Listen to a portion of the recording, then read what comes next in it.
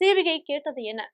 கடந்த சிபிஐ விசாரணையில பின்வரும் கேள்விகள் தவிக பொதுச் செயலாளர் புசி ஆனந்த், நிர்மல்குமார், ஆதவ் அர்ஜுனா ஆகியோரோட வைக்கப்பட்டதா சொல்லப்படுது. அதன்படி கரூர் கூட்டத்துல பங்கேற்க தொண்டர்கள் எந்தெந்த மாவட்டங்களிலிருந்து வந்தாங்க?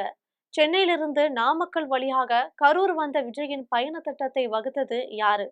செப்டம்பர் 27 அன்று மதியம் 3 மணிக்கு கூட்டம் நடக்க திட்டமிட்டிருந்ததும் நண்பகல் 12 மணிக்கு பேசுவதாக அறிவிக்க சொன்னது யாரு?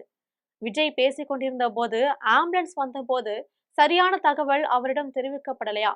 கூட்டத்துல மயக்கமடைந்தவர்கள் மீது தண்ணீர் பாட்டில்களை வீசப்பட்ட பிறகும் விஜய் ஏன் தனது பேச்சை தொடர்ந்தாரு? கரூர் கூட்டத்தை கருதி வேறு இடத்துல கூட்டம் நடத்த தமிழக வெற்றி கழக நிர்வாகிகளிடம் காவல்துறை அதிகாரிகள் கேட்டுக்கொண்டார்களா? காவல்துறை அறிவுறுத்தல்களை மீறி கூட்ட நெரிசலுக்கு பேருந்தை நகர்த்த உத்தரவிட்டது யாரு? நண்பகல் 12 மணிக்கு வருவார் என்று அறிவிக்கப்பட்டு விஜய் இரவு 7 மணிக்கு வர காரணம் என்ன? தொண்டர்களின் வருகையையும் மற்ற ஏற்பாடுகளையும் ஒருங்கிணைக்கும் பொறுப்பில் இருந்த நிர்வாகிகள் யாரு? கூட்டத்தை பெரியதாக காட்ட வேண்டும் என்பதற்காக இந்த தாமதம் திட்டமிட்டதா?